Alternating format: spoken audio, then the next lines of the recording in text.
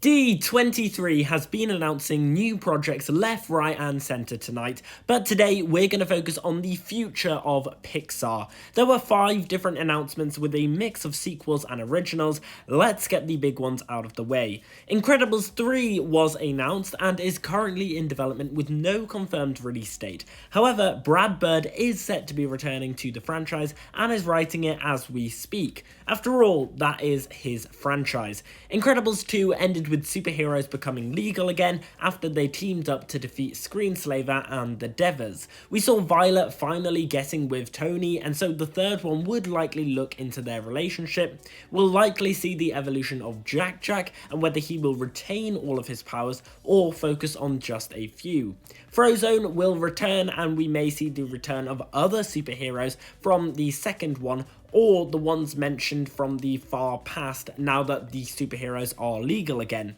It's unsure whether there will be a time jump or the movie will just take place right after where the second film left off, with the family chasing after guys shooting at cars, like how the second one picked up right at the end of the first one with the Underminer. I am so excited. Incredible.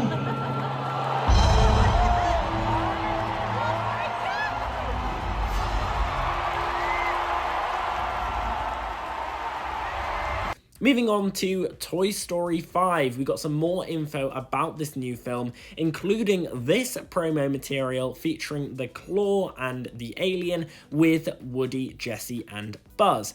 Andrew Stanton, who directed WALL-E, will be directing this, and it is set to come out in 2026. This promotional photo was showing a child under the bed with an iPad. Not sure if it is Bonnie or someone else under the cover, but looking at this child is Slinky, Rex, Woody, Ham, Jesse, Bullseye, Buzz, and Forky. Pete Docter stated this is going to be the toys head-to-head with modern technology, so seeing how the toys search to be played with and survive when technology is on the rise. It sounds like an interesting spin to play on the franchise, and it's an avenue that they haven't yet really been down before.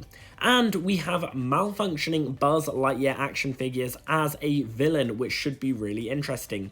Although it does seem like it has already been done before in pretty much every Toy Story up to this point. I mean, the first one, Buzz was basically the antagonist to Woody. The second one, we had that evil Buzz from Al's Toy Barn. And in the third film, we of course had evil Buzz taken over by Lotso. So whether this Buzz army will be the main villain or they might be working for someone else is unclear yet. I'm reckoning they're working for someone else. Now, this film will of course have to answer the question of how Woody is back, because we saw at the end of the fourth film him of course leaving to go off with Bo Peep, and Bo Peep isn't in any of the promotional material, so whether she actually appears in this film is not sure at this moment in time. And since we can see Forky with them, it looks like we are either still dealing with Bonnie or a future child that the toys have now all moved on to, including Forky.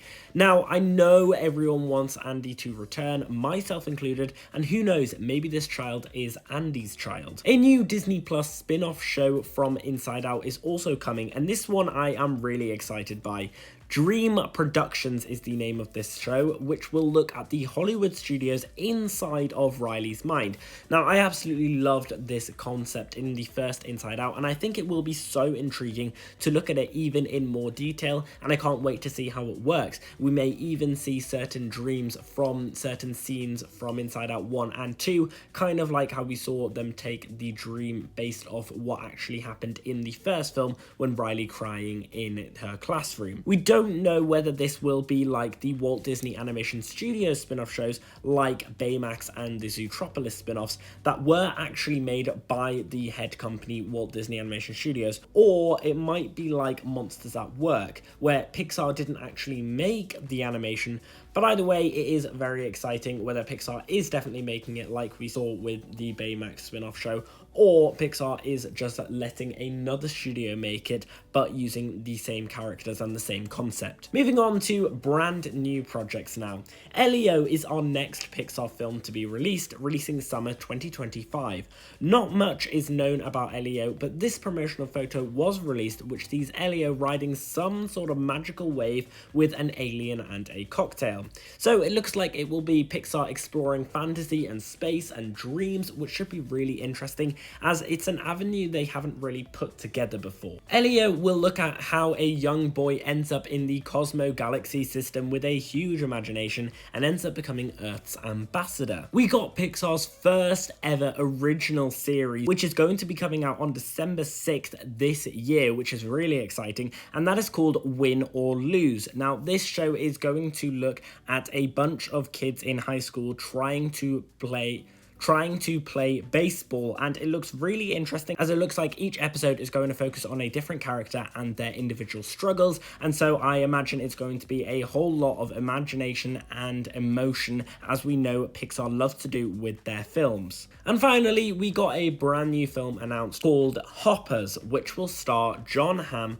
Bobby Moynihan and Piper Kerder, and is coming to cinema in spring 2026. Now, we don't know much about this at all because it has just been announced, but from the promotional photo we can see what looks like a laboratory with a human being tested on and an old woman scientist clearly losing what she is meant to be analysing, and a beaver going rogue. Now, it looks very fun. The film's premise is a human man gets his brain switched with a beaver's, so kind of seems like Soul on drugs, which should be really interesting. I am so excited for all of these new projects. Which project is your favourite? Let me know all your thoughts down below in the comments, and as always, we've been here on Gated Theories. Thanks for watching, and I'll see you guys later.